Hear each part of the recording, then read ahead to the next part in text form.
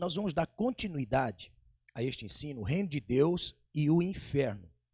E eu quero, nessa noite, recapitular algumas coisas que falamos a semana passada. Quando se trata de inferno, quando nós usamos essa palavra inferno, logo vem em mente aquele lugar tenebroso, aonde é a habitação do mal, que muito erroneamente, até mesmo alguns cristãos, crentes, evangélicos, protestantes, por falta de um conhecimento bíblico, utiliza a palavra inferno como se fosse a morada do Satanás, a morada do diabo, a morada dos anjos caídos. E muitas pessoas se esquecem que a palavra inferno, ela não denota nós, neste momento, neste tempo de vida, e assim bem como da criação do inferno, não denota, quando falamos de inferno, falamos da morada de Satanás, que será futuramente. Quando nós falamos a palavra inferno, nós estamos falando de assuntos pertinentes a nós. E quando nós falamos da palavra inferno, nós estamos falando de assuntos pertinentes à vida eterna que se sucederá após a morte eterna. Então, a semana passada nós falamos sobre o inferno, iniciamos este estudo da palavra inferno com o que creem algumas religiões. Algumas religiões acreditam na punição do mal. Não especificamente denota-se inferno, mas todas as religiões que estão no mundo acreditam numa vida, após essa vida que nós vivemos, em que o mal será punido. A ideia que muitas religiões têm, em que nós traçamos aqui um paralelo com a nossa fé, as religiões acreditam que existe uma vida aquém a esta vida. E acreditam que aqueles que viveram a vida que lhe foram concedidas, um dia passarão a prestar contas dos males feitos. E a semana passada nós falamos de muitas religiões acerca desta punição do mal. Nós, como cristãos, acreditamos também na punição do mal. O mal é algo explícito, nós podemos ver o mal. O mal está associado a este mundo físico também, nós podemos ver o mal imperando nesta sociedade. Nós podemos ver a maldade sendo praticada por algumas pessoas. Então, logo nós entendemos que o mal é influência de um mundo espiritual, como o bem também é influência do mundo espiritual. Então, nós somos criaturas que está regida por uma força aquém deste mundo físico. Por isso que o mal e o bem são vistos a olho nu numa sociedade. Aqueles que vivem o bem e aqueles que vivem o mal. Então, nesta sociedade, nós estamos vendo que o mal e o bem é explícito. Então, a nossa fé é apoiada em cima do que a palavra do Senhor, ela diz para nós. A nossa fé é apoiada em cima daquilo que a palavra de Deus mostra para nós, revela para nós. Então, é em cima desta palavra que nós combatemos ou nós excusamos algumas coisas concernente à fé de outras religiões, porque nós cremos no maior livro, que é a Bíblia Sagrada, a palavra de Deus. A Bíblia, ela não contém a palavra de Deus, a Bíblia é a palavra de Deus. Algumas pessoas dizem assim, a Bíblia aberta, a Bíblia fechada é um livro e aberta é a boca de Deus. Independente se aberta ou fechada, ela é a palavra de Deus. Então, em cima da palavra de Deus, nós queremos falar um pouco sobre o inferno. Nessa noite nós vamos falar sobre a palavra inferno nas 4 visões que transmite a nós a própria palavra inferno. Eu gosto sempre de dizer que a tradução de João Ferreira de Almeida, ainda que sendo ele um bispo católico romano, o bispo João Ferreira de Almeida, ele traduzindo a Bíblia do latim para o português, logo nós entendemos que a Bíblia escrita no Antigo Testamento, ela é escrita em hebraico, e o Novo Testamento é escrito em grego. Então, logo nós entendemos que a palavra do Senhor, ela não foi escrita para nós. Nós precisamos de traduções, traduzindo-se a Bíblia Sagrada. E quando nós temos a tradução do grego para o latim, nós temos 70 sábios, constituído como a Septuaginta, nós temos ela traduzida do grego para o latim, e do latim para o português. E algumas palavras ficaram sem sentido, ficaram com sentido diminuto, ficaram com o entendimento que transpassa o sentido original da palavra de Deus para nós. Quando a gente fala assim, ó, amor, porque Deus amou o mundo de tal maneira. Este amor não é um amor condicional, é um amor incondicional. É o amor que independe de qualquer circunstância para ele existir. Ele existe independente se aceita ou não, se gosta ou não, se quer ou não.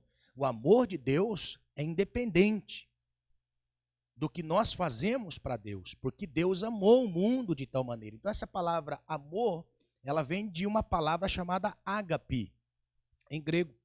A palavra ágape em grego, ela traz para nós o entendimento de amor incondicional. Juntamente com esta palavra amor que João Ferreira transmite a nós, esta palavra amor tem, no mínimo, outros dois sentidos literários em grego. Quando nós falamos a palavra amor, ela se difere em três vertentes. Nós temos o amor ágape, que é o amor de Deus. Nós temos o amor filéu, que é o amor de pai para filho. E o amor eros, que é de esposo para esposa. Então, desses três amores que nós temos na Bíblia, esta palavra amor, ela difere em alguns pontos. Quando Jesus vai interrogar Pedro a respeito do amor que ele sente por Deus. Então, ele logo pergunta assim, Pedro, tu me amas? Pedro, tu me amas? Esta palavra amor é a palavra ágape, que independe da circunstância para expressar o seu amor. Então, quando Jesus pergunta assim, Pedro, independente de qualquer situação, você me ama? Pedro, sabendo quem ele era e o amor finito que ele tinha, ele disse assim, Senhor, eu tenho filéu por ti. Eu tenho amor de filho para pai. Eu não consigo ter este amor ágape, incondicional. Eu tenho amor filéu, amor de filho para pai, que às vezes pode falhar. Que pode falhar. E Jesus novamente pergunta para Pedro, Pedro, tu tens ágape por mim? E Pedro vai dizer, Senhor, eu tenho filéu por ti, o Senhor sabe disso. Pedro, tu tens ágape por mim? Aí ele vai dizer assim, Senhor, tu sabes de tudo, Senhor, se eu tenho ou não tenho. Não é? Então, quando nós olhamos na Bíblia, João Ferreira de Almeida, nós temos algumas limitações de interpretação. Então, quando nós olhamos para a palavra inferno, quando nós olhamos para a Bíblia Sagrada, a palavra inferno, para nós também, ela tem um sentido literal da qual foi escrito. Então, nós temos a palavra inferno, que na realidade, ela denota a nós sepultura, lugar dos mortos, mansões dos mortos, lugar abaixo. E nós temos a palavra inferno como tormento eterno. Nós temos a palavra inferno como segunda morte. Nós temos a palavra inferno como lugar de habitação de Satanás e seus demônios. E o homem vai para lá, porque rejeita a graça de Deus. Deus se preocupou em todas as coisas na criação e antes da existência de tudo, que ele já deixou um lugar destinado para aqueles que não iriam aceitá-lo como Senhor. Porque tem um princípio. O inferno, como lugar de segunda morte ou habitação de Satanás e seus demônios, que na realidade o propósito da criação desse inferno é para o diabo e seus anjos, que é o que nós vamos ver, O homem só vai para lá porque rejeita a graça de Deus. Então, a palavra inferno, para nós termos entendimento, a palavra inferno, ela vem de alguns termos que interpretam, normalmente traduzidos como Hades, Sheol, Guerrinã e Tártaro. Então, dessas 4 palavras, nós temos 2 que designam a nós o entendimento de que diferencia-se o destino daqueles que participarão da eternidade ou viverão a eternidade sem Deus. Então, quando nós olhamos para isso, porque isso aqui é muito importante. Por quê? Porque muito é difundido a palavra inferno. Não é? Muito é difundido a palavra inferno, inferno, inferno, inferno, mas ninguém consegue explicar de forma sucinta, clara, objetiva, a maneira correta. Então, quando nós olhamos para essa palavra, ela traz para nós o entendimento. Então, nós precisamos compreender, nós precisamos entender. Haja vista que muitas pessoas não gostam dessa palavra inferno, não é? Muitas pessoas não gostam dessa palavra inferno, muitas pessoas atrelam essa palavra a Satanás, aos demônios, não é? Quando as pessoas falam dessa palavra, alguns sentem até medo dessa palavra. E se eu disser então que todos nós vamos para o inferno, misericórdias, e pastor, pelo amor de Deus, não fala isso. Nós vamos para o inferno. Meu Deus do céu, pastor, estou tremendo as pernas, não é? Mas, para nós, é um sentido literal. Então, vamos lá. A palavra inferno, ela não é nada figurado ou simbólico. A palavra inferno é algo literal. A palavra inferno é algo literal e não apenas alegórico. Quando nós falamos a palavra Sheol, nós temos designado no Antigo Testamento em hebraico a palavra inferno, sepultura. Nós temos denotado para nós e explícito para nós que a palavra Sheol significa inferno, sepultamento, sepulcro, sepultura, que mostra para nós que é o lugar dos mortos, que prefigura o lugar dos mortos. Então, a palavra Hades, ela vem do original grego, que significa a mansão dos mortos. Nós temos a palavra Guerrinã, que também denota-se a palavra inferno, e esta palavra origina-se em alguns textos, em determinado momento da vida de Israel, que se sacrificava os seus filhos e aos ídolos no vale de Inom, que nós vamos aprender também. Então, a palavra Guerrinã, ela vem de Guerrinom, ou vale de Inom, aonde ali eram queimados as crianças vivas para o culto a Moloque, a Baal. Então, o vale de Inom passou a ser conhecido como o vale que queima os lixos da cidade, porque assim era conhecido o lugar onde se incinerava os lixos da cidade. Então, quando nós olhamos para essa palavra Guerrinã, a pessoa que mais falou sobre Guerrinã foi Jesus. A pessoa que mais falou de inferno foi Jesus. Então, muitas pessoas aludem assim: mas Deus é tão bom, Jesus era tão bom, como é que Jesus pode condenar as pessoas? O inferno não é literal, como algumas pessoas pensam, né? E dizem que o inferno não é literal. Aqui o inferno é uma figura, é um tipo. Não, é literal. Guerrinã é literal. Guerrinã, Jesus traz para ao entendimento dos seus ouvintes na época, que Guerrinã é o lugar onde se queimava o lixo da cidade, aonde as carnes podres eram queimadas e ficavam ali ao olho nu e ao céu aberto para as aves dos céus comerem, onde o mau cheiro era muito forte. Então, Guerrinã, ela está associada a um tormento em fogo. E Jesus foi o homem que mais falou sobre o inferno como tormento eterno, que na realidade é o destino de todos aqueles que rejeitam a graça, que rejeitam o favor de Deus, que rejeitam a bondade dele na pessoa de Jesus Cristo. Então nós vamos discorrer o que significa esta palavra inferno. A palavra inferno, a primeira pergunta que nós fazemos, para quem foi feito o inferno? Ou por que que o inferno existe? Assim como o céu também existe, o inferno também existe. Assim como o céu resplandece em luz de glória na mente daqueles que se convertem a Deus, o inferno está latente na memória como punição das obras más de todos aqueles que assim procedem. Então, estas duas palavras, céu e inferno, ela é experimentada por aquele que aceita, desfruta do céu, e aquele que rejeita já começa a passar o sofrimento do inferno, porque o pior sofrimento que uma pessoa tem na vida é o sofrimento na mente. Antes de ter um sofrimento eterno, o pior sofrimento é o sofrimento da mente.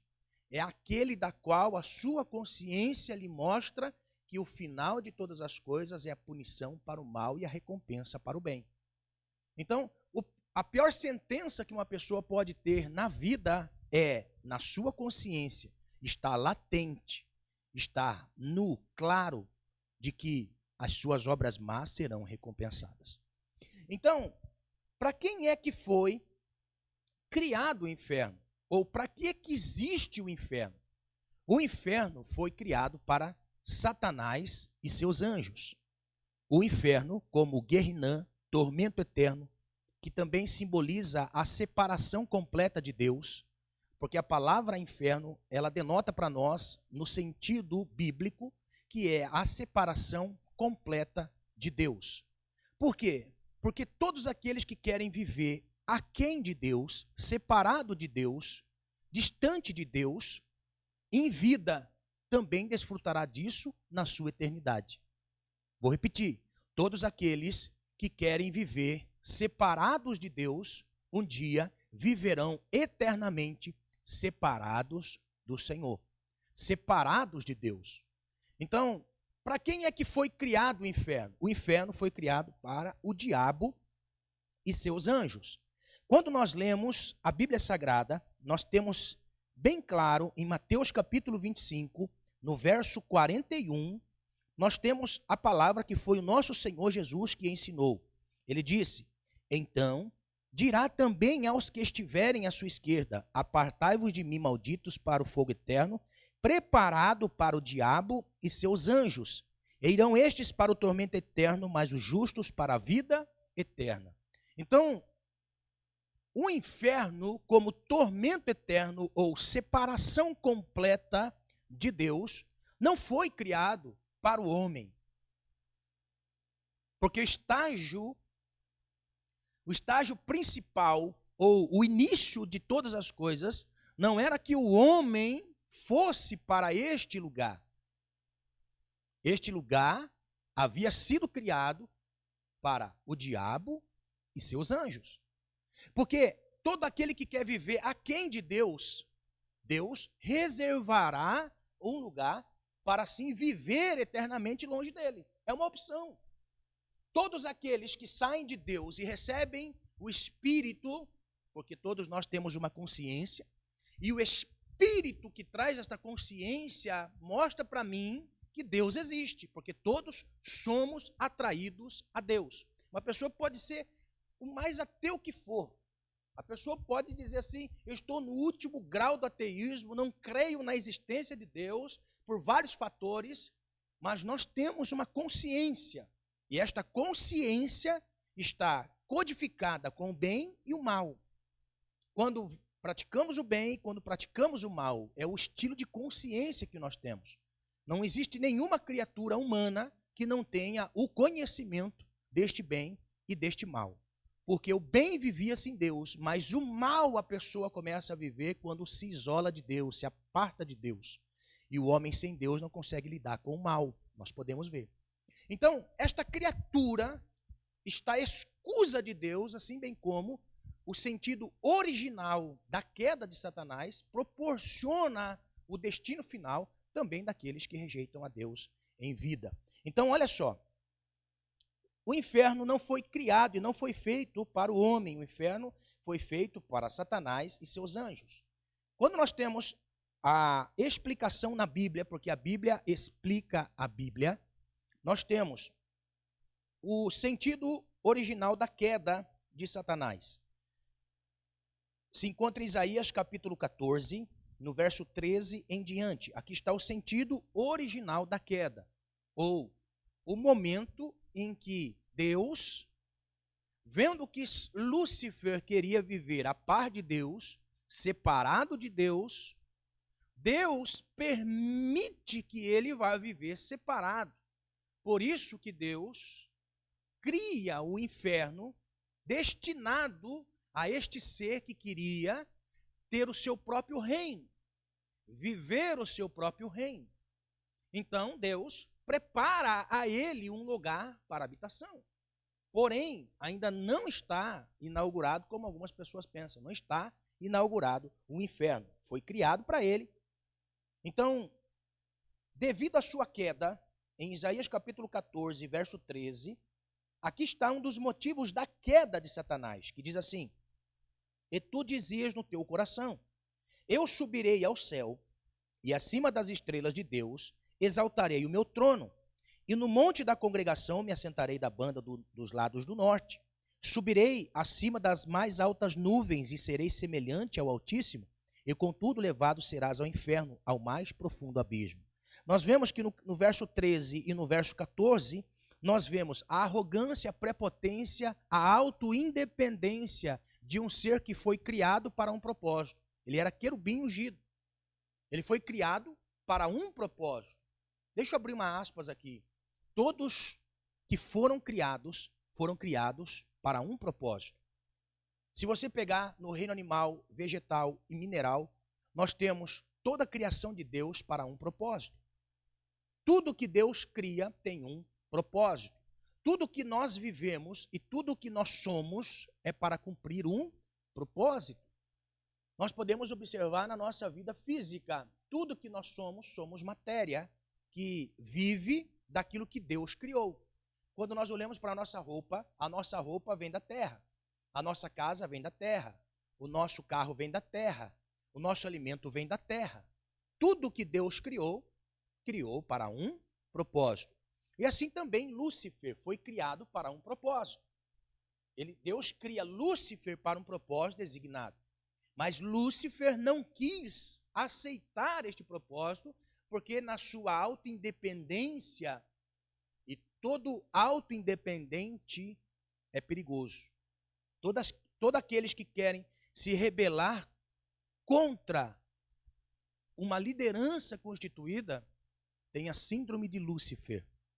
Sabia?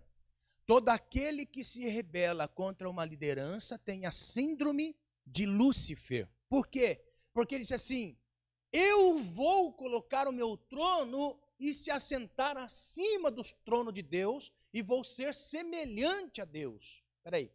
Ele não queria mais estar em Deus. Por quê? Porque o seu coração se exaltou. Aqui a palavra coração não é essa bomba de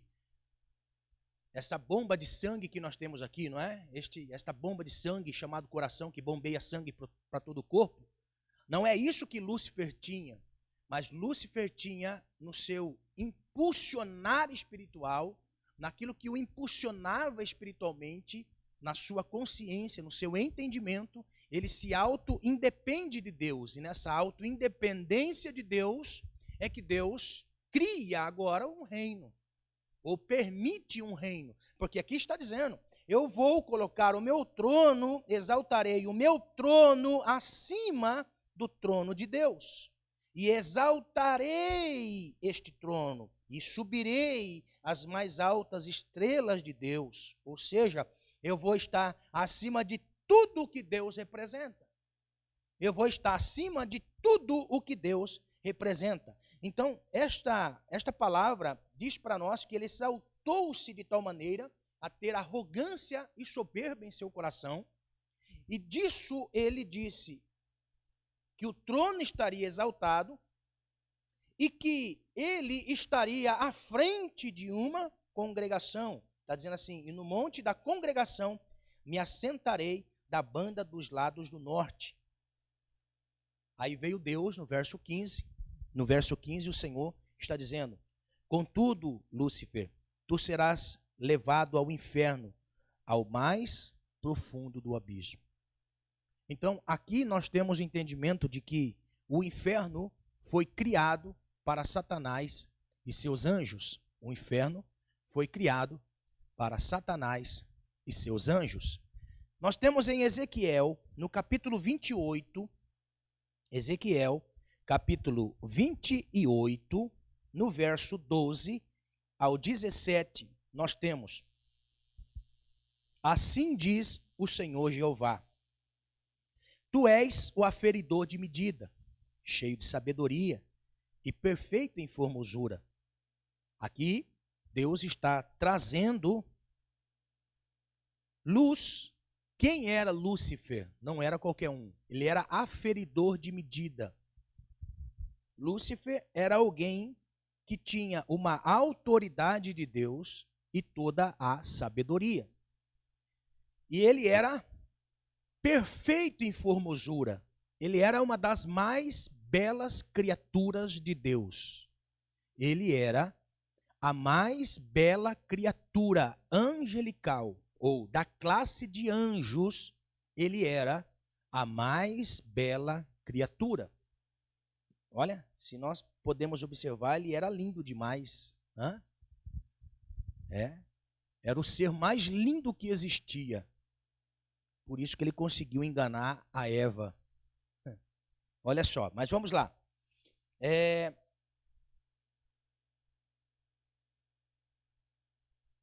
Estavas no Éden, jardim de Deus. Toda pedra preciosa era a tua cobertura, sardônio, topázio, diamante, turquesa, o ônix, o jaspe, safira, carbúnculo, esmeralda e o ouro. A obra dos teus tambores e dos teus pífaros estava em ti. No dia em que foste criado foram preparados. Tu eras querubim ungido para proteger, e te estabeleci no monte santo de Deus, e estava no meio das pedras afogueadas, e andavas. Perfeito eras nos teus caminhos. Olha, quanta qualidade nós vemos nesse ser criado por Deus. Quanto poder e autoridade foi delegado a ele.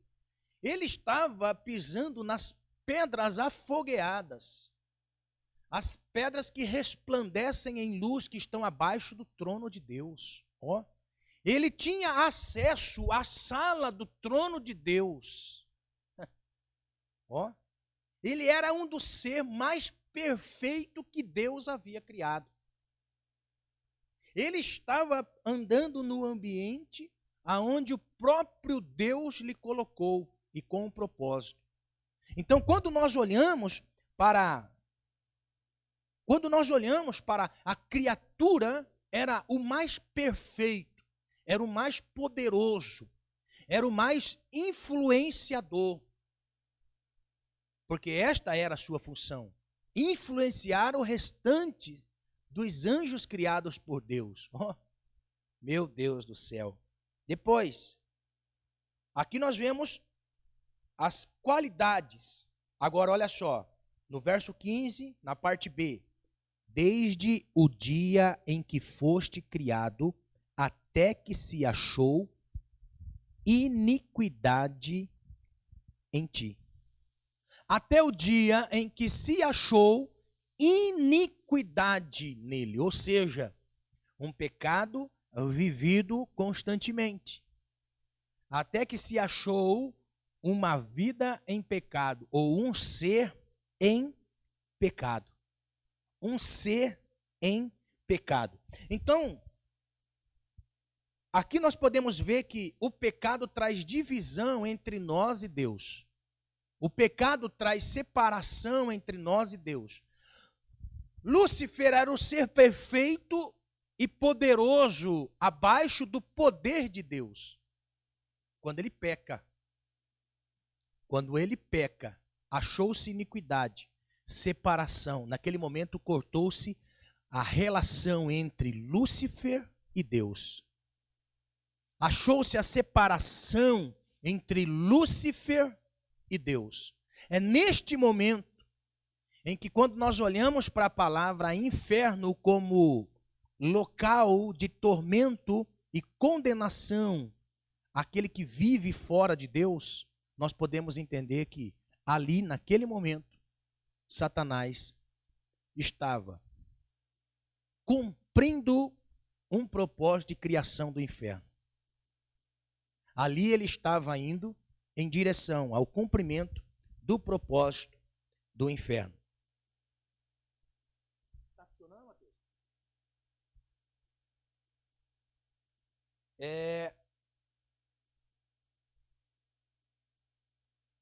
A Bíblia diz, no verso 16, que após a iniquidade achado nele, algumas características de influência para os demais seres que o ouviam e o acompanharam. Diz assim: na multiplicação do teu comércio se encheu o teu interior de violência e pecaste, pelo que te lançarei, profano, fora do monte de Deus, e te farei parecer, ó querubim protetor, entre as pedras afogueadas. Elevou-se o teu coração por causa da tua formosura, corrompeste a tua sabedoria por causa do teu resplendor, por terra te lancei, diante dos reis te pus, para que olhem para ti. Olha o que Deus está dizendo através desta palavra, nesta revelação a Ezequiel a respeito de Lúcifer. Ele está dizendo assim: na multiplicação do teu comércio. Ou seja, o propósito dele em ter um reino à parte de Deus, ou viver à parte de Deus, ele fez isso em seu coração ou em sua consciência e transmitiu a outros seres também. Irmãos, deixa eu abrir um parênteses. Se Satanás enganou uma terça parte dos anjos do céu, que não estavam sujeitos a pecado, que não viviam em concupiscências carnais pecaminosas, que não vivia nos seus prazeres de pecador, ó, quanto mais nós comedor de arroz e feijão. Não é verdade? Quanto mais nós comedor de arroz e feijão. Se Satanás conseguiu iludir ou conseguiu convencer uma terça parte de anjos do céu, o que dizer desses crentes meia boca? O que dizer de pessoas que não têm prazer em conhecer qual é a vontade de seu pai? Ai, meu Deus do céu. Ai, Jesus. Então, olha só. Na multiplicação do teu comércio, ou seja, no sentido da sua fala, no seu poder de influência, aqui está dizendo do teu comércio. Não sabemos como é, mas nós temos algumas características. Não é? Um comerciante neste mundo físico, neste mundo social que nós vivemos. Um comerciante, para vender, o que ele tem que fazer? Falar a respeito do seu produto. Ele tem que mostrar a respeito do seu produto. Ele tem que estar falando a respeito do seu produto. Então, quando nós olhamos para isso, nós temos entendimento de que Lúcifer, ele estava vendendo o que ele queria ser. Ele queria ser igual a Deus, semelhante a Deus. Então Deus prepara um inferno. Então o inferno, como lugar de separação completa de Deus, que este é o propósito de todos aqueles que vivem. Uma pessoa fala assim: não preciso de Deus. Está estampado no semblante dela que ela vai viver junto com Satanás e seus demônios. É? E tem até a igreja do Satanás, não é? Esses dias atrás aí eu estava vendo, tem até o bispo de Satanás. É? Da igreja de Satanás. E muitas pessoas falam que são servos de Satanás. Aí eu fico pensando assim, falar que é servo de Satanás com casa com ar-condicionado, come bem, não é? Carro com ar-condicionado, é fácil demais falar que é servo de Satanás. Eu quero ver se eles tiverem a plena consciência do que vai ser o inferno como habitação de Satanás, se ele vai querer ir para lá. Não é? Falar que é servo de Satanás é fácil. Falar que é servo, eu sou servo de Satanás, eu sirvo a Satanás. Não é? Serve, porque não sabe qual é o destino dele para toda a eternidade. Ele conseguiu iludir você que diz assim, ó, que o inferno não existe. Ele conseguiu iludir você, como essa teologia contemporânea que nós estamos vendo hoje, a teoria do Deus é amor. Deus só é amor. Não, Deus só é amor. Deus compreende que eu sou assim e o inferno não existe, o inferno é aqui. Satanás conseguiu iludir você. Se conseguiu iludir a terça parte dos anjos do céu, conseguiu iludir você também. Conseguiu trazer ilusão à sua mente. O inferno como morada eterna daqueles que rejeitam a Deus, que está destinado ao diabo, também faz parte da sua vida se você não se converter ao Senhor. Se não se converter a Deus, porque é real. O inferno é real. Meu Deus do céu, misericórdia, Senhor. Então, na multiplicação de teu comércio, se encheu o teu interior de violência. Ou seja, Satanás é o ser mais violento que existe. Mais violento, nós podemos ver o que ele faz aí. Nós podemos ver o que o mal faz. O mal está fazendo um estrago nesse mundo. Assim, porque ele é violento, maldade, maldoso. Ele é maldoso. Então, olha só. Quando nós olhamos o que o mal representa, o que o mal faz na vida de uma pessoa, nós podemos ver que essa pessoa está a par de Deus. Então, se alguém perguntar para você assim, o inferno existe? O inferno existe. E nós vamos para lá. Porque inferno representa a sepultura e inferno, como tormento eterno, como Guerrinã, também existe, que é a morada de Satanás e seus demônios. Então, nessa noite, eu quero explicar para você a respeito da vida após essa vida que nós vivemos. Nós temos 3 conceitos da palavra inferno. Nós temos Sheol, Hades, que os dois têm o mesmo sentido na Bíblia. Nós temos a palavra Sheol em hebraico e nós temos a palavra Hades, que significa inferno como sepultura, como mansão dos mortos, como habitação dos mortos. Você que está escrevendo, escreva aí. Lugar de habitação dos mortos. Nós temos a palavra Guerrinã, que representa para nós sofrimento eterno. E nós temos a palavra Tártaro, que tem a mesma conotação de sofrimento. Eu quero fazer algumas comparações, já que nós estamos meditando na palavra do Senhor de uma forma sistemática. Eu quero fazer algumas comparações a respeito dessas palavras, para você ver que tem diferença, que há diferença. Então vamos lá. A palavra Sheol, ela é traduzida no Antigo Testamento, que denota para nós como inferno, ou seja, sepultura. Inferno como sepultura. Está dizendo assim, Salmo 16, pois não deixarás a minha alma no inferno, nem permitirás que o teu santo veja corrupção. O Senhor está dizendo, ou o salmista está dizendo, numa confiança de que a sua alma não ficará no inferno. Ou seja, este salmista acreditava numa ressurreição. Numa ressurreição. Nós temos o Salmo 18, no verso 4, nós temos o que o salmista diz para nós assim, ó. Cordéis da morte me cercaram, e torrentes de impiedade me assombraram. Cordas do inferno me cingiram, laços de morte me surpreenderam. Note que a palavra inferno está atrelado à morte. A palavra inferno, ela está atrelado à morte. Então, denota a nós que esta palavra inferno, ela deriva-se da palavra Sheol, que é sepultura. Após a morte, vem a sepultura. e na sepultura desce a mansão dos mortos, lugar abaixo. Então, o salmista acreditava que Deus iria livrá-lo dos cordéis da morte que levariam ao inferno. Salmo 116, o salmista também vai dizer: cordéis da morte me cercaram e angústias do inferno se apoderaram de mim. Encontrei aperto e tristeza. Provérbios capítulo 5, verso 5.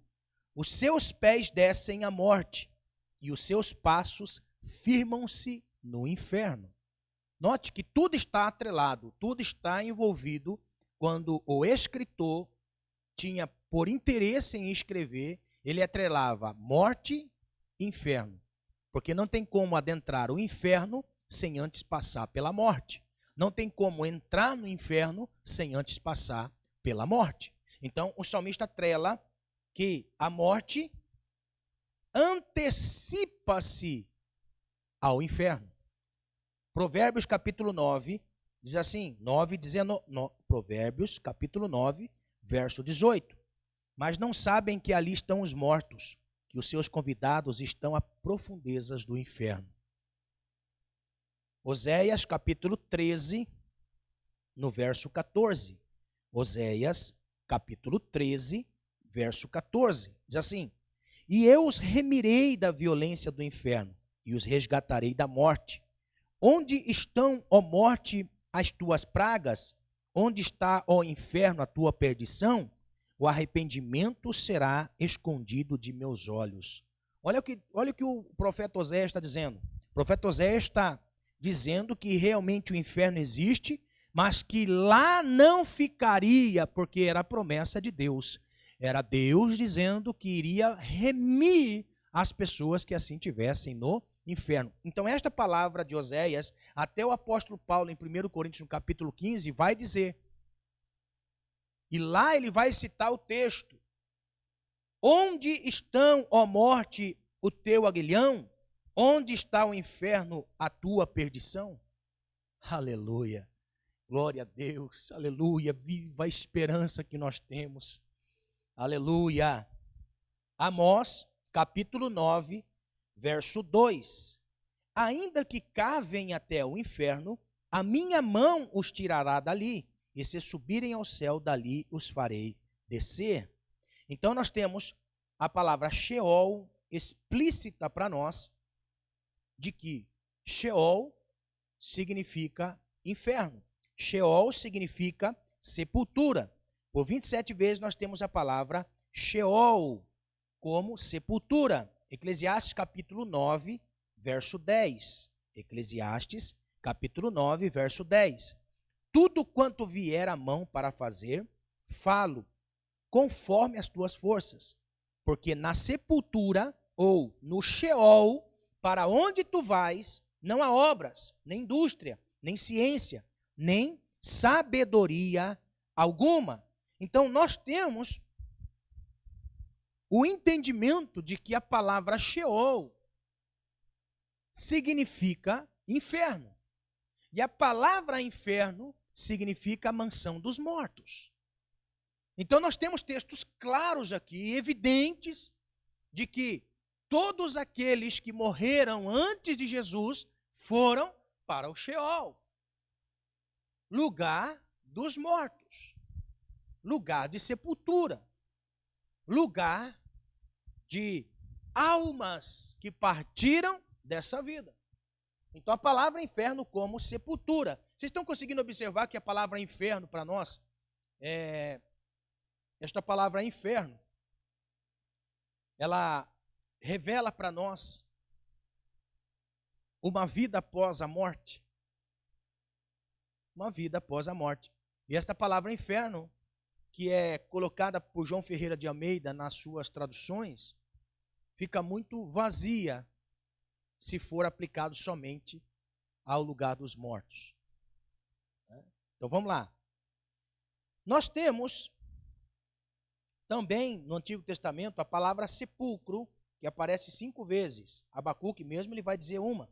Ele vai dizer assim: tanto mais que por ser dado ao vinho é desleal. Um homem soberbo que não se contém, que alarga com o sepulcro o seu desejo, e como a morte, que não se farta, ajunta a si todas as nações e congrega a si todos os povos.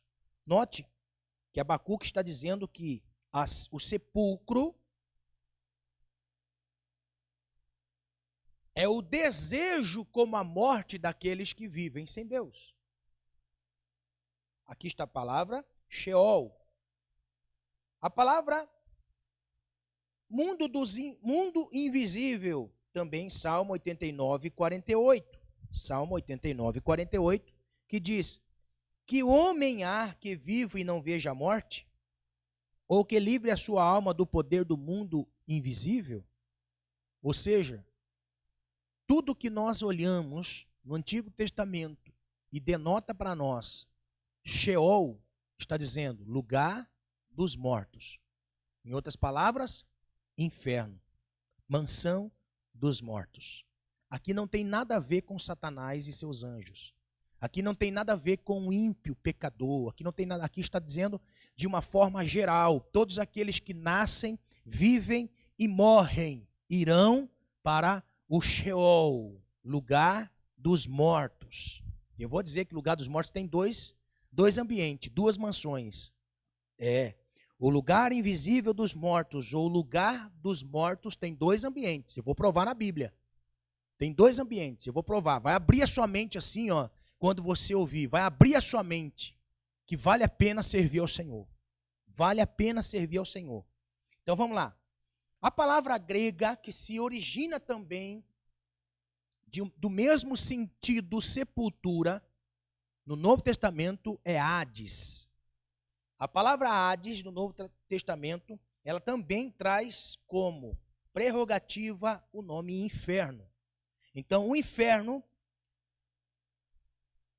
como a palavra Hades, Jesus, quem mais disse? Mateus capítulo 11, verso 23. E tu, Cafarnaum, que te ergue até os céus, serás abatida até o inferno. Porque se em Sodoma tivessem sido feitos os prodígios que em ti se operaram, teria ela permanecido até hoje. Aqui Jesus está fazendo alusão a quê? Jesus está fazendo alusão aos sinais que ele operava. Então, uma pessoa que vê os sinais que Jesus fazia, que a Bíblia diz em Cafarnaum foram feitos muitos sinais por Jesus, e todos os sinais que foram feitos por Jesus, poucos deles acreditavam nos sinais que Jesus operava. Então Jesus vai dizer assim: e tu, Cafarnaum, que te ergue até os céus, será abatida até o inferno. Por quê? Porque vocês estão rejeitando os sinais que eu faço. Porque os sinais que eu realizo está evidenciando que o reino dos céus chegou até vocês. Meu Deus. E quando você rejeita o sinal do céu, você vai descer à sepultura, inferno, que eu vou mostrar para você que tem dois ambientes.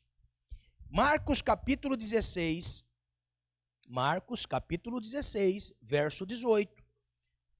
A palavra do Senhor está dizendo assim: pois também eu te digo que tu és Pedro, e sobre esta pedra edificarei a minha igreja, e as portas do inferno não prevalecerão contra ela.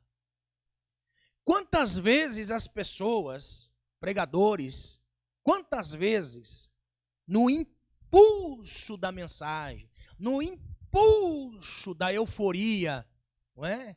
Pega essa palavra e vai dizer assim: tu és Pedro,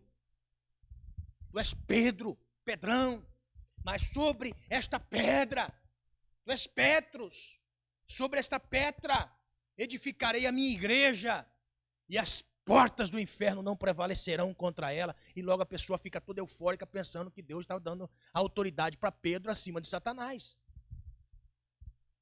Irmãos, é muito pouco se fosse isso, né, Alexandre? É muito pouco se fosse isso. Se Jesus tivesse dito assim: tu és Petro, sobre esta pedra edificarei a minha igreja, e eu vou te dar autoridade sobre os demônios, é muito pouco. É muito pouco, irmãos. Eu posso dizer isso com convicção. É muito pouco. Se Jesus tivesse dito isso para Pedro, irmãos, nós sentiríamos um vazio tão grande a respeito da nossa fé. Porque nós não podemos nos apoiar somente nessa autoridade. Porque o próprio Senhor Jesus permitiu que os evangelistas deixassem escrito para nós. Quando Jesus delegou a missão de ir pregar o evangelho, Jesus fala assim, ó, vocês saem de 2 em 2, não levem capa, não levam alforge, vocês não levam nada, vocês vão entrar nas casas e você vai dizer, a paz seja nessa casa, vocês ali vão expulsar demônios. E os discípulos foram. Eles foram pregar o evangelho. Passou-se o tempo, eles voltam, todos felizes. Voltam todos felizes. Por quê? Porque no nome de Jesus os demônios estavam se sujeitando. Disseram para Jesus, olha, nós estamos felizes. Por que vocês estão felizes? Porque até os demônios se nos sujeitam. Jesus olha para eles e fala assim, ô meus filhos, entenda o negócio. É muito pouco isso para vocês. Vocês só estão alegres por causa disso? Eu vou dizer para vocês, se alegre muito mais, porque o nome de vocês está escrito nos céus. Aleluia! Aleluia! Glória a Deus! Então, quando Jesus fala para Pedro assim, Pedro, eu vou edificar minha igreja sobre esta pedra aqui, e eu vou te dar autoridade. E esta autoridade é muito mais do que autoridade sobre demônio. Eu vou dar autoridade, Pedro, para a minha igreja. E nessa autoridade tamanha que eu daria à minha igreja, as portas do Hades não conseguirão prender vocês na minha volta.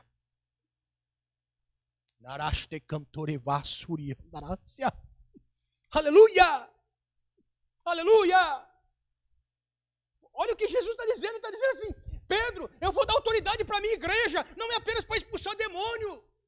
Eu vou dar autoridade para a minha igreja, Pedro, porque eu vou estabelecer a minha igreja e as portas do inferno, elas não vão prevalecer, não vão segurar a todos aqueles que confiam em mim, porque haverá ressurreição. Aleluia! Haverá ressurreição. As portas do inferno não vão prevalecer contra a minha igreja. Por quê? Porque quando eu vier ao som de trombeta, os mortos vão ressuscitar primeiro. Aleluia! Oh, glória a Deus! Aleluia! Então nós entendemos que esta palavra Hades, que Jesus disse em Mateus 16, não é apenas autoridade sobre os demônios, isso é autoridade no nome de Jesus delegado para cumprir missão de Jesus. Aqui a igreja não está baseada apenas no expulsar os demônios. A igreja está baseada na ressurreição de nossos corpos para habitar eternamente com o nosso Deus. Aleluia! Aleluia! A igreja terá autoridade não apenas para expulsar demônio, mas a igreja terá autoridade de romper as portas do inferno no dia da minha vinda. Aleluia! Aleluia! Oh, aleluia, aleluia. E nós podemos ver aqui, irmãos, em 1 Coríntios, no capítulo 15, no verso 55, o apóstolo Paulo dizendo assim, onde está, ó morte, o teu aguilhão? Onde está, ó inferno, a tua vitória? Aleluia, aleluia. Eita Deus, essa é a nossa bendita esperança, a bendita esperança, a nossa bendita esperança. A Bíblia vai dizer para nós, em Lucas capítulo 16, Lucas capítulo 16, aqui nós temos a nossa garantia de vitória. Aqui nós temos a nossa garantia. Lucas, capítulo 16, verso 23. Jesus está dizendo assim, e no Hades, ergueu os olhos, estando em tormentos, e viu ao longe Abraão e Lázaro no seu seio. Aqui nós temos uma das maiores revelações que Jesus dá para nós, que temos a fé na vida após a morte e na ressurreição de nosso corpo após a vinda do Senhor para habitar nos ares, nós temos uma viva esperança que nos norteia e nos impulsiona a servir ao Senhor. A Bíblia vai dizer para nós, em forma categórica, em uma parábola que Jesus conta, do rico e Lázaro. Aqui não denota para nós que o rico herdou como herança o tormento no Hades, porque ele era rico. E aqui também temos Lázaro no seio de Abraão, não é porque ele era pobre e mendigo que ele estava no seio de Abraão. Aqui não está dizendo para nós entre riqueza e pobreza. Aqui não está dizendo a relação entre riqueza e pobreza. Aqui está dizendo uma vida dependente e uma vida não dependente. Aqui é um sinônimo que Jesus utiliza. Quando Jesus vai dizer em Mateus capítulo 5, bem-aventurados os pobres de espírito, porque deles são o reino dos céus. Jesus está trazendo a memória de que pobre de espírito se assemelha à conduta de uma pessoa pobre que depende de alguém para sobreviver. Então Jesus assemelha isso aos pobres de espírito, ou seja, uma pessoa que depende de Deus para viver. Ele não é independente, porque o seu espírito que se conecta na sua dependência a um ser espiritual. Então ele fala, bem-aventurados os pobres de espírito, porque dele é o reino dos céus. Então, pobreza, sinônimo de dependência. Riqueza, sinônimo de auto-independência. Então Jesus usa duas figuras, do independente e do dependente, para mostrar para nós o sentido da vida após a morte. Aquele que viveu na dependência de Deus não se assemelha a Lúcifer, não se assemelha aos atos de Satanás em sua soberba, mas se assemelha ao Filho de Deus em dependência. Então Jesus ele vai mostrar para nós entre dependência e independência. Aí ele vai mostrar a figura de uma pessoa dependente e uma pessoa independente quando parte para a eternidade. O dependente estava à porta do rico. Ele dependia do rico. Lucas deixa bem claro para nós que ele dependia do rico. Ele mendigava a porta do rico. E o rico não demonstra nenhuma dependência de ninguém. Então Lucas diz assim, enquanto o pobre estava na dependência do rico, o rico estava na sua independência e soberba. Só que os dois morreram.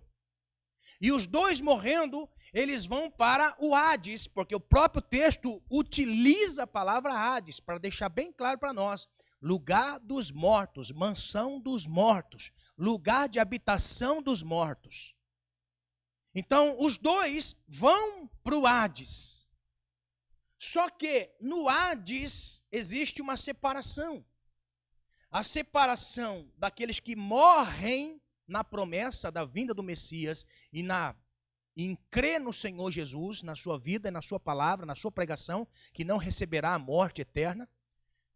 E do outro lado, quase que imperceptível, um grande abismo. Um grande abismo. Porque se a Bíblia fala um grande abismo, não se podia ouvir. Então, se uma pessoa estivesse de um lado e do outro lado estivesse a pessoa do grande abismo, e este grande abismo fosse muito longo, não se ouviria daqui lá. Mas o que Jesus passa o entendimento é de que o rico clama aonde estava Lázaro no outro lugar. E no meio tinha um abismo. Por isso que eu digo que havia um abismo imperceptível, porém distante. Então, no lugar, na recâmara dos mortos, na mansão dos mortos, naquele lugar dos mortos, onde estava o rico e Lázaro, ele estava desfrutando de um tormento e do outro lado estava alguém desfrutando da vida eterna, em paz. Não era o céu, em paz.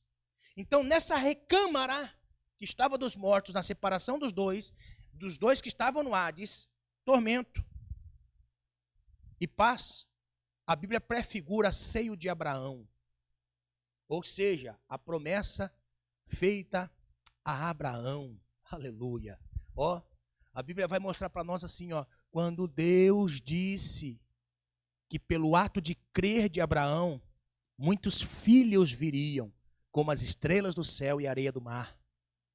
Ó, então quando a Bíblia fala assim, estava no seio de Abraão, está dizendo assim, Lázaro está desfrutando daquilo que eu prometi a Abraão há muitos anos atrás. Aleluia. Eita Deus. Jesus é maravilhoso, Jesus é grande demais, Jesus é bom demais. Olha como sua mente está abrindo em nome de Jesus. Sua mente está tendo luz nesse momento, em nome do Senhor Jesus. Então, naquele momento que Jesus está dizendo que o rico estava em tormentos e Lázaro estava no seio de Abraão, ele já estava desfrutando de um tormento. Porém, não era o tormento de destino de Satanás e os anjos. Era somente o lugar onde a alma estava aguardando para um julgamento. A alma estava aguardando para ser julgada as suas obras. Então, naquele momento em que o rico está olhando Lázaro do outro lado, ele está dizendo assim, pai Abraão, ó, pai Abraão, permita que Lázaro toque com seus dedos nos meus lábios para que me refresque desse tormento. Ó, já começa a desfrutar da dor e do sofrimento por se afastar de Deus. Ainda não é o tormento eterno. Está entendendo? Aqui é a sepultura, Hades, lugar de separação entre aquele que serve e aquele que não serve. Olha só, então Jesus conta essa parábola. Aí Abraão fala assim, não, entre nós aqui e você aí tem um grande abismo. Note que no inferno tem consciência. No Hades tem consciência. Esse negócio que a pessoa fala assim que quando morre a alma cai em sono, isso é engano. A alma não adormece, a alma continua. A alma continua a sua vida, nos seus sentidos. Porque só o fato do rico dizer assim, eu estou sofrendo um calor terrível. Então ele tinha consciência de que o que ele estava desfrutando era calor que queimava. Só que não é o corpo, queimava a sua alma. Porque lá ele não está com o corpo, lá está só a alma. Então naquele momento que está a alma, ele fala assim, eu preciso me refrescar. Aí Abraão fala assim, aqui ó, e aí tem um abismo. Não tem condições.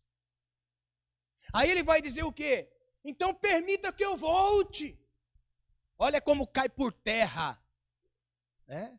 O que os espíritas acreditam, o que os budistas acreditam sobre uma reencarnação. Ou seja, pai Abraão, permita que eu volte novamente.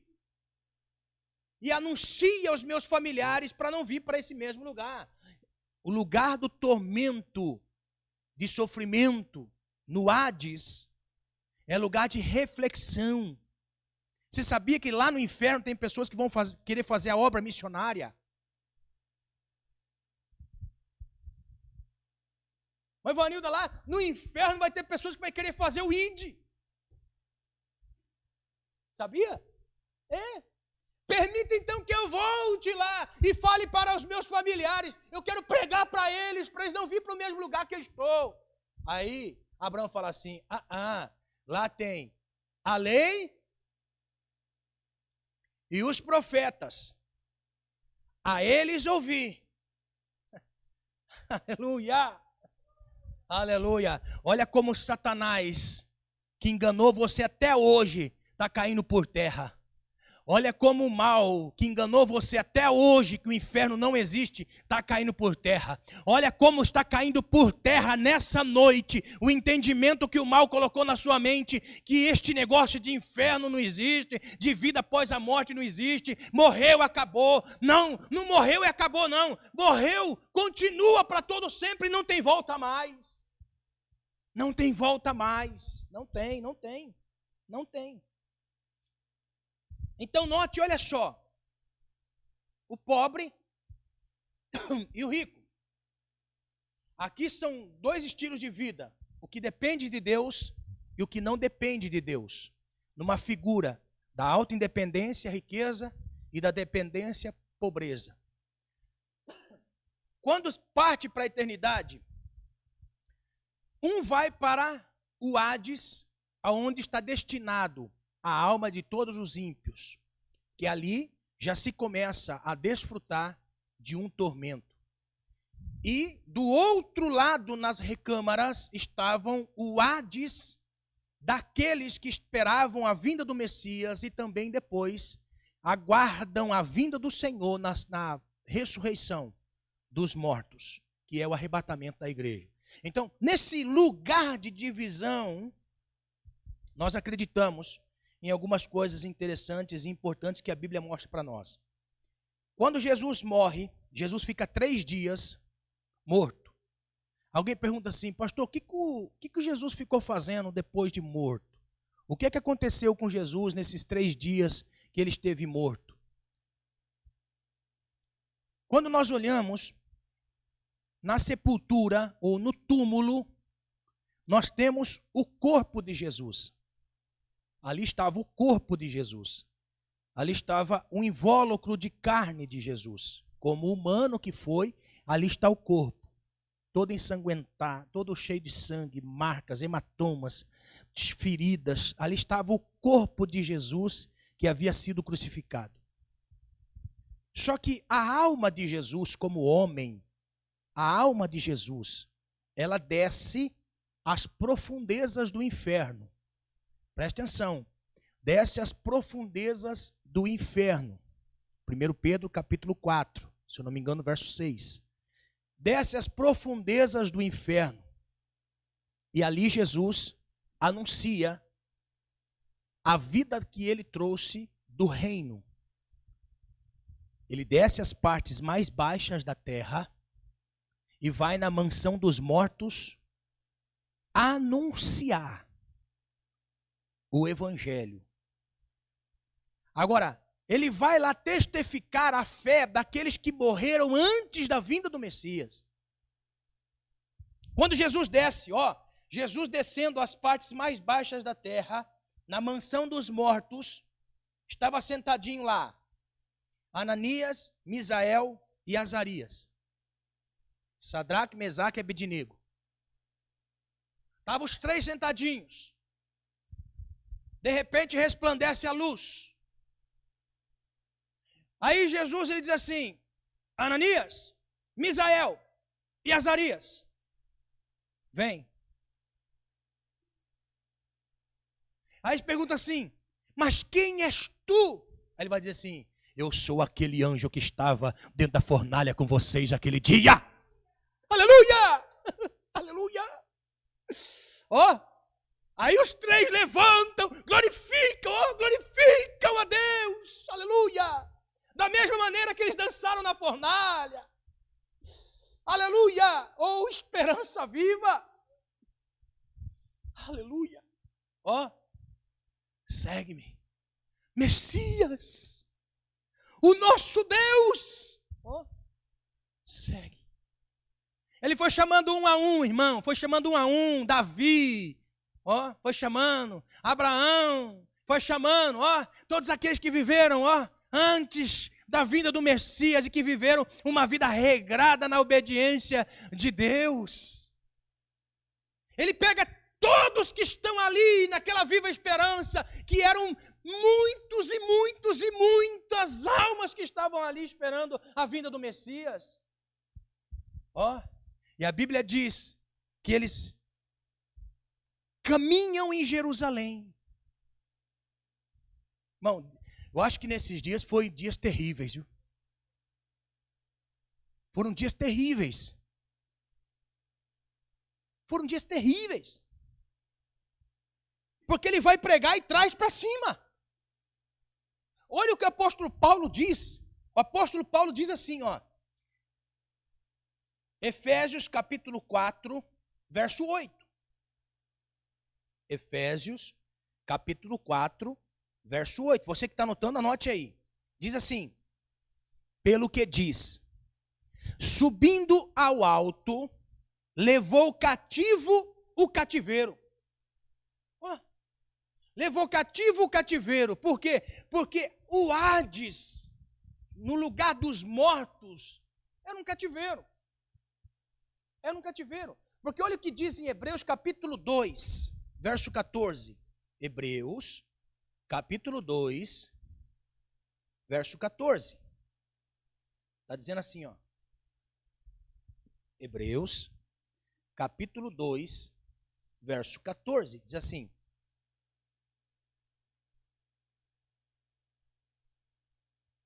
Hebreus 2,14.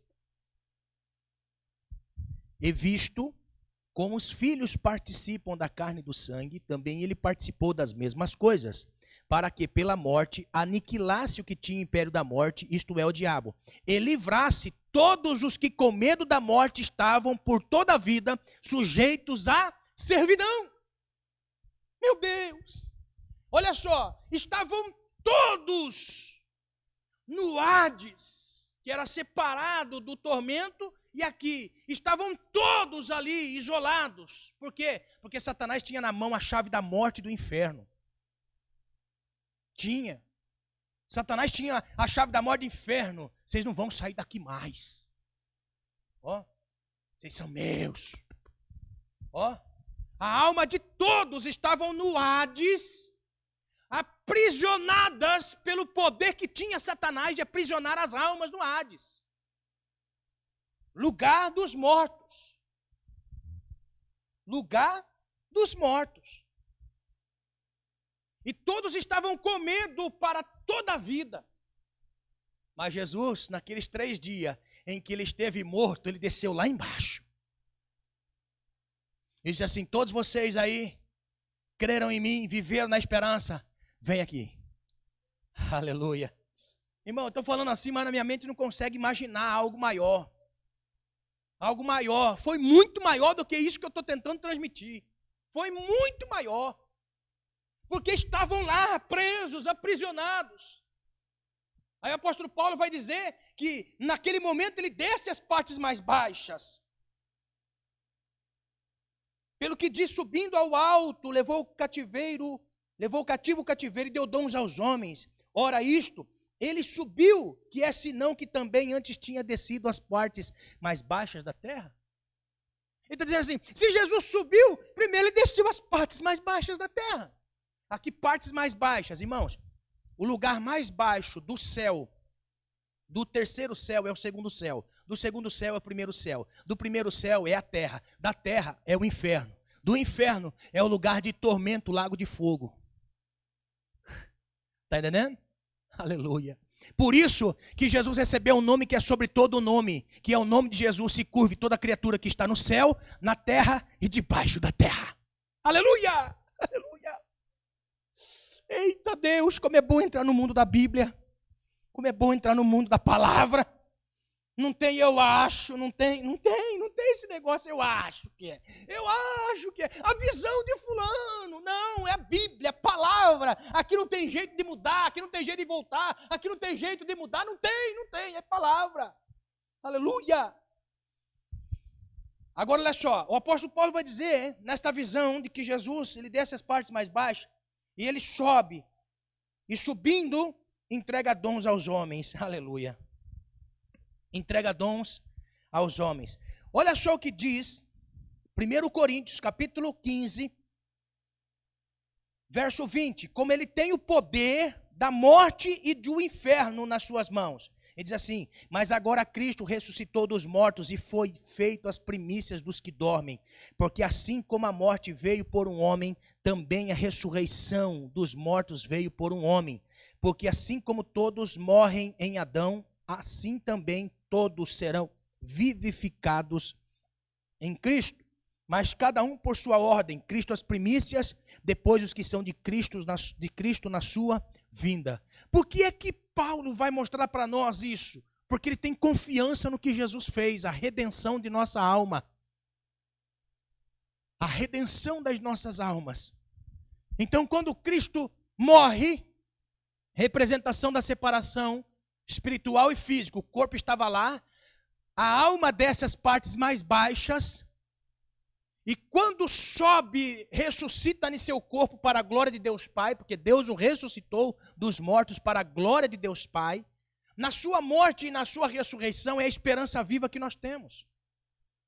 É a esperança viva que nós temos. Por quê? Porque Jesus tem a chave da morte e do inferno. Aquilo que ele disse para Pedro: Pedro, eu vou edificar minha igreja e as portas do inferno não vão prevalecer. Não é só autoridade sobre o demônio, Pedro. É autoridade sobre a morte. Por quê? Porque Apocalipse capítulo 1, verso 18, aqui está a palavra mais poderosa que eu consigo ver. É a palavra mais poderosa do nosso Cristo, que nos dá ânimo e esperança. Apocalipse capítulo 1, verso 18, diz assim: e o que vivo, fui morto. Ó, eu vivo, mas eu fui morto. Cai por terra a teoria daqueles que não acreditam que Jesus veio em carne. Ele está dizendo assim: eu fui vivo, mas eu fui morto. Se eu estou vivo e fui morto, quer dizer que eu ressuscitei, aleluia. Então ele está dizendo assim, ó: mas eis que aqui estou vivo para todo sempre, amém. E tenho as chaves da morte e do inferno. Eu tenho a chave da morte. Satanás cirandava, irmão, antes da morte de Jesus, Satanás cirandava com a chave da morte na terra. Ó, Hebreus capítulo 2, verso 14. Ele andava com a chave da morte na terra, ó, botando medo em todo mundo, e até naqueles que morreram, ele botava medo. Por quê? Porque ele tinha chave, autoridade. Ele que mandava abrir e fechar. Ó, não, eu escolho esse aqui para morrer, morre agora e fica aqui, não sai mais daqui. Está entendendo? Ele se andava com a chave até o dia que Jesus entra no inferno e fala assim: dá a chave da morte e dá a chave do inferno. Aleluia, aleluia. Oh, viva a esperança. Viva a esperança. Aleluia. Eu sei que você está pulando aí. Eu sei que você está glorificando a Deus aí. Eu sei que você está. Eu sei que você está, porque essa é a viva esperança que nós temos. Esta é a viva esperança que nós temos. Estamos vivos, mas vamos morrer. Mas o Senhor vai nos ressuscitar. Vai tirar a nossa alma do inferno. Aleluia! Aleluia! Aleluia! Ele tem a chave da morte e do inferno. Ou seja, ele tem a chave do Sheol e do Hades. Ele tem a chave do Sheol e do Hades. Por isso que Jesus disse para Marta: eu sou a ressurreição e a vida. Ainda que esteja morto, viverá. E aquele que vive e crê em mim, nunca morrerá. Oh, bendita palavra. Aleluia. Pastor, irmão tal morreu. É só um momento. Desceu ao inferno, desceu ao Hades. Mas é só um momento. O Senhor vai trazer de volta a vida. Aleluia. Aleluia. Vocês estão vendo? A palavra Hades, a palavra Sheol, inferno, é literal. Mansão dos mortos, lugar dos mortos. É literal. A esperança viva do nosso Senhor é que Ele deixou prova viva de que Ele morreu e ressuscitou. Nós temos prova de testemunhas oculares, deixaram escrito. Nós temos prova de anjos que disseram da mesma maneira que Ele foi, Ele vai voltar. Nós temos prova dele mesmo dizendo: eu tenho a chave da morte e do inferno. Então nós temos uma viva esperança nele, porque quem está nele não morre, passa da morte para a vida. Aleluia. Por isso que eu digo, todos aqueles que vivem no mal têm consciência da vida que terão no futuro, e aqueles que vivem em Deus têm certeza da vida que terão pela frente. Não deu para nós terminarmos hoje. Semana que vem nós vamos terminar esse estudo sobre inferno. inferno é real, a vida eterna é real. Desses estudos que nós estamos dando sobre o reino de Deus,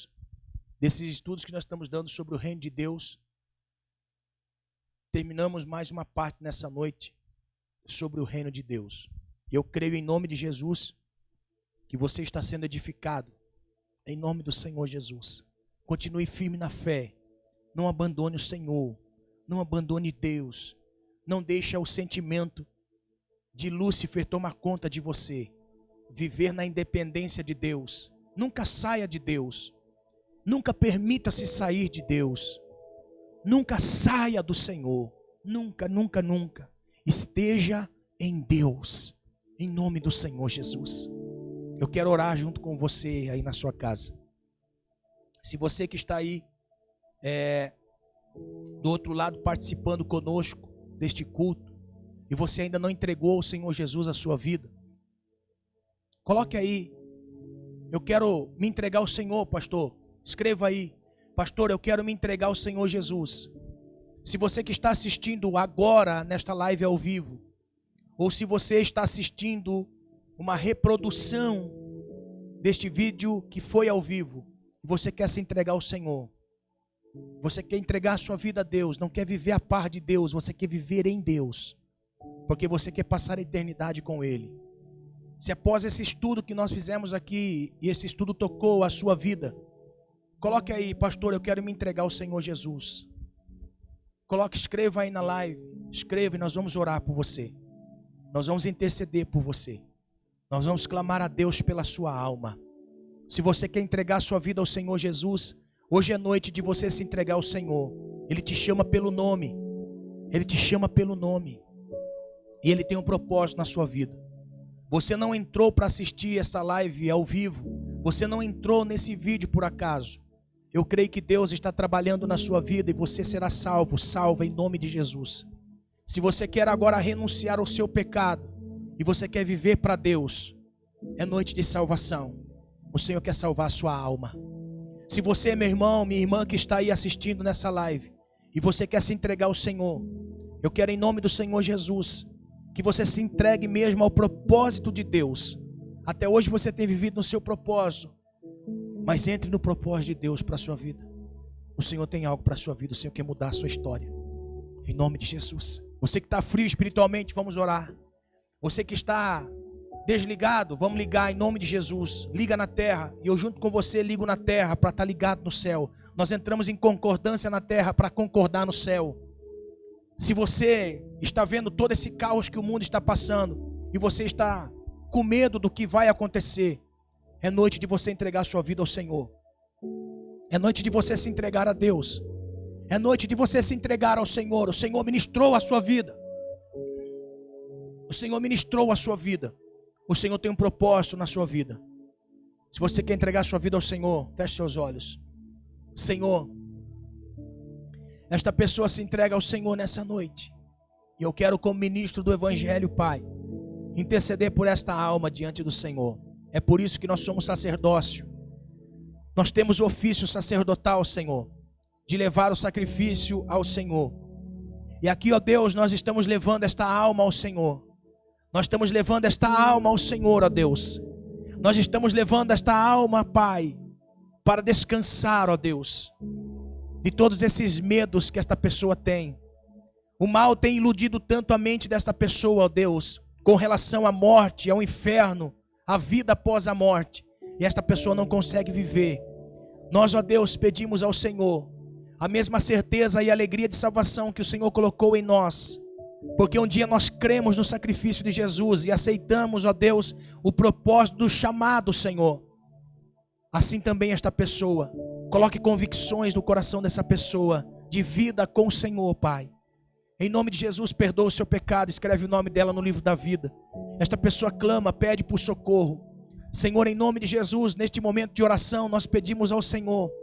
O mundo, Pai, passa por um mal, Senhor, que assombra, dá medo. O mundo está passando por um caos.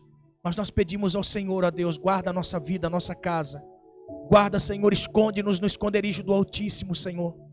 Deus, em nome de Jesus, nós pedimos ao Senhor. Nos esconda, Senhor. nos esconda de tal forma que o mal não nos encontre, Senhor. Em nome de Jesus, meu Pai, em nome de Jesus, neste tempo mal que vivemos, nós temos visto mal, Senhor, colocar medo em muitas pessoas. Muitas pessoas estão em pânico, Senhor. Muitas pessoas estão desesperados, com medo, Senhor, trancafiados em casa. Eu sei, ó Deus, que é momento de nós nos reguardarmos. Mas, Senhor, em nome de Jesus, tira todo este medo na vida desta pessoa. Todo este medo, Senhor, em nome de Jesus, meu Pai. Senhor, visita aqueles que estão trabalhando, Senhor, nos hospitais. Senhor, visita os enfermeiros, os médicos, meu Deus. Senhor, ajude, Senhor, estas criaturas, meu Pai. Ajude eles, ó Deus, em nome de Jesus. Ajude eles, meu Pai, neste momento terrível, Senhor. Pai, dê força a eles. Ajude e sustento emocional deles, meu Pai. Em nome de Jesus, Senhor. Em nome de Jesus. Senhor, visite-nos neste tempo, Pai. Que nós possamos, Senhor, permanecer na mesma fé, no ânimo. Este meu irmão, esta minha irmã, Senhor, que não está fisicamente em tua casa, mas nós estamos confiados no Senhor, Deus. Estamos confiados no Senhor, que o mesmo Espírito que está aqui, me impulsionando e abrindo meu entendimento para ministrar a tua palavra, também está lá, Senhor, para fazer esta pessoa compreender, Senhor. Deus, em nome de Jesus, meu Pai, visita, Senhor, esta vida, em nome de Jesus. Em nome de Jesus, guarda a nossa nação, Senhor. Em nome de Jesus. Em nome de Jesus. Amém. Graças a Deus. Que Deus assim nos abençoe. Se você que participou conosco dessa live e se entregou ao Senhor Jesus, se você quiser deixar o seu nome aí, nós vamos orar por você. Se você quiser colocar o número do seu telefone para nós entrarmos em contato com você, nós vamos estar entrando em contato, orando por você, em nome de Jesus. Se você quer deixar, escreva aí: pastor, me entreguei essa noite para Jesus e eu preciso de auxílio, preciso de oração. Coloque o número do seu telefone nesta live e nós vamos entrar em contato com você. Vai estar entrando em contato com você uma equipe maravilhosa, que com certeza vai te ajudar em oração. Amém? Neste momento você não está sozinho. O intuito de nós fazermos estas lives dos nossos cultos, de terça, de quinta, de domingo, é isto: é dizer para você que você não está sozinho, não está sozinha. A igreja de Cristo Jesus está na terra, ainda que ela esteja impossibilitada de se reunir, mas nós estamos no mesmo espírito aqui, orando e intercedendo. E se você precisar de oração, coloque aí o número do seu telefone, nós vamos estar orando por você, em nome de Jesus. Que Deus assim te abençoe, que Deus te guarde e resplandeça sobre ti a luz de teu rosto e te dê a paz, em nome de Jesus. Em tempos de crise, o Senhor, o nosso Cristo, é Senhor da nossa vida. Amém? Graças a Deus. Que Deus nos abençoe. Semana que vem eu vou terminar, então, não perca. Semana que vem, se Jesus não voltar, a terceira parte: o reino de Deus e o inferno. Amém? Você é meu convidado especial. Na quinta-feira terá outra live do culto aqui. Amém? Então nós estaremos aqui louvando e pregando a palavra do Senhor e orando por você. Então não perca, quinta-feira nós estaremos levantando um grande clamor no altar de Deus. Nós vamos entrar aqui com o propósito de buscar a face de Deus e clamar pela sua vida. Nós vamos passar aqui alguns minutos de joelho dobrado no altar de Deus pela sua vida. Então não perca. Quinta-feira, 19h30, se Jesus não voltar, nós estaremos juntos para buscar a face de Deus. E você é meu convidado especial. Se você sabe que tem alguém que está passando por uma crise de pânico, uma crise de ansiedade, você sabe de alguém que está passando por uma crise emocional, por essas informações a respeito dessa enfermidade, e você sabe que esta pessoa precisa de uma intervenção de Deus, do Espírito de Deus, convide essa pessoa para estar conosco participando deste culto online. Compartilhe com esta pessoa, mande um convite para ela a hora que iniciar. Eu creio em nome do Senhor Jesus Cristo, no Deus vivo. Não está morto, ele está vivo. Deus está vivo. Convide essa pessoa para entrar junto conosco na oração na quinta-feira, porque eu creio que o Senhor vai trazer libertação para essa vida. E se você crê, Ele te dará a vida eterna com uma esperança viva, latente no seu coração, em nome de Jesus. Então não perca, quinta-feira, na oração aqui, juntos, 19h30, em nome de Jesus. Amém? Que Deus assim nos abençoe.